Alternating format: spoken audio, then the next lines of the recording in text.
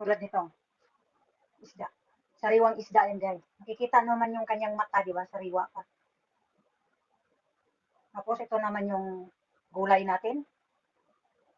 At ang hipon, ay luto na yan, guys. No? Yan ang una kong niluto. Ito naman, ay ito, ihahalo natin ito sa ating pork. No? Dalawang klase ito. Bali, 4 na balot. No? Actually, guys, ano na to eh. Ready to eat na to. I-mix ko lang to siya sa pork. At syempre, ito, tofu, na hiniwa ko siya ng medyo pahaba. Kasama yan dito, guys, sa paghalo. No? At ito yung pork na haluan natin ito. At saka yung tofu. Ano? So, dapat i-ready lahat para tuloy-tuloy yung ating pagluluto. Ayan, guys, naka-ready na yung ating fish. At syempre, ang huling ilagay natin dito ay ang spring onion. No? So, paano guys? Mag-uumpisa na akong magluto. Ating kawali, guys, lalagyan na natin siya ng oil. Yan. So, guys, kaunti lang yung meat. Mas marami ang yan, ang ilalagay natin, ang hinihalo natin dyan, at saka tofu. Yung tofu, guys, pinafry ko na yan siya. Na-fry ko na yan. So, takpan muna natin, guys, para naman maluto ang ating meat. Buksan ulit natin. At ating haluin.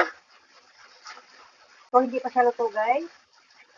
Ituloy muna natin ng mga 10 minutes pa. Medyo luto na. Ilagay na natin yung ating gulay, guys. Isabay na natin yung tofu.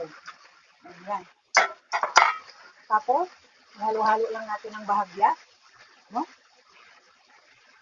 Para mag-absorb yung lasa.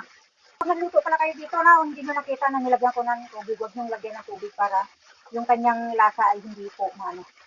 Ayan, guys, luto na yan. Ganyan lang kasimple, guys. O, diba?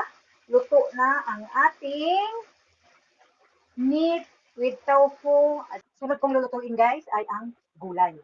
Hintayin natin magiging mainit yan siya. Ngayon, ilalagay na natin yung ating bawang at sibuyas. Mix together na natin yan, guys. Guys, ilalagay na natin yung ating gulay. Ayan. Yung tubig, guys, para maluto yung ating gulay. Tapan muna natin, no? Yan. Sisimplahan natin siya para magiging malasa. Ayan. Ang kaunting bahagya para mag-absorb lang na pang palasa ay ma-absorb ng gulay. Diba? Tapos, takpan muli ay lahat yung aking mino. Ayan. Tingnan nyo, guys. So, yung niluto ko kanina, guys, na pinakita ko sa inyo, ayan. Yan yung ating meat, ang ating gulay, at syempre ang ating steamed fish. At mayroon din tayong soup. O, diba? Naluto ko na lahat ang aking mga menu. So, ready to serve for dinner. Thank you for watching and God bless.